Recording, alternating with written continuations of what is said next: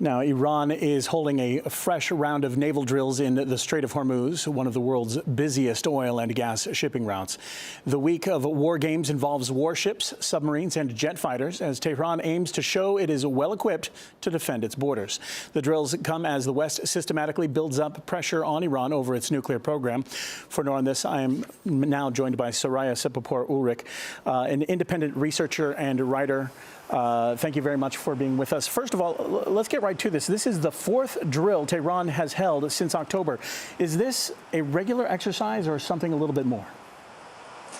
Well, for the past 32 years or more, the West, specifically the United States, has waged a covert war against Iran.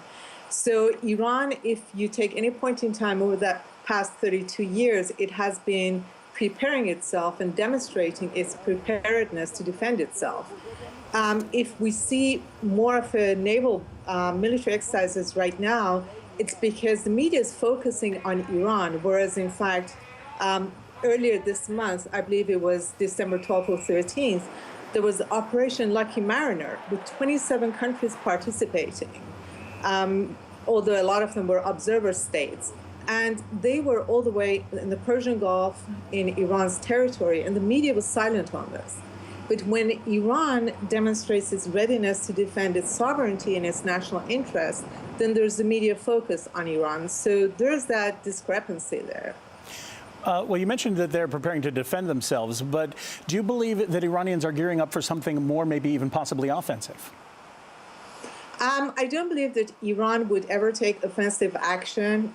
For one thing, although already the court of public opinion has been built to be against Iran, Iran would not want to lose the allies that it has by being offensive. And secondly, and more importantly, I don't believe it's in Iran's nature to be offensive. Iran has not waged any wars, or it has not taken offensive action for the past 250 years, unlike those countries that are acting against Iran. So it's a very unlikely scenario. Well, you mentioned that they have not waged any wars, but Iranian officials often warn that they could block shipping routes through the strait, which carries about 40% of the world's seaborne oil. How possible is it that Tehran actually takes such action in the near future? Well, it depends how much is pushed. I mean, if Iran is attacked, I have no doubt that Iran would block all shipping. But Iran doesn't even need to resort to that. Iran at the moment is being very laid back, which does surprise me, given all the sanctions and all the threats. Under international law, what Iran could possibly do would be to, any state can do this, coastal state, if they fear that any shipping going through their waters are a threat to their peace and security.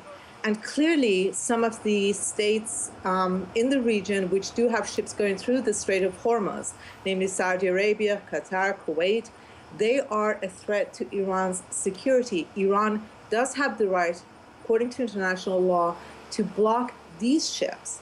And that's an option that it can consider, and perhaps it should consider.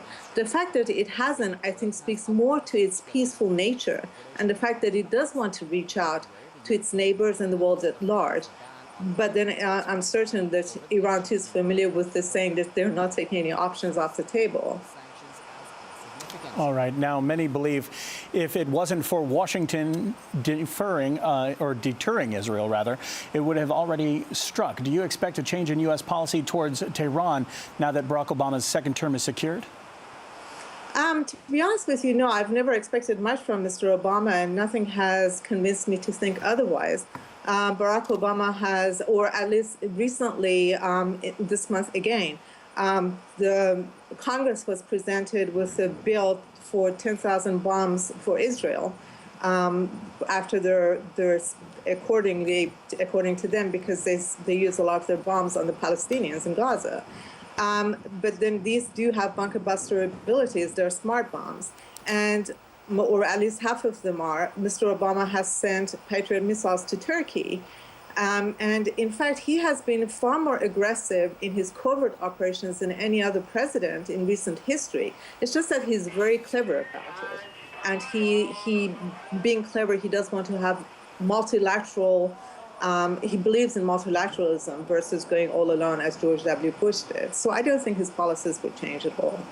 All right. Appreciate your thoughts on the topic. That was Soraya Sepulpour Ulrich live from Irvine in the U.S.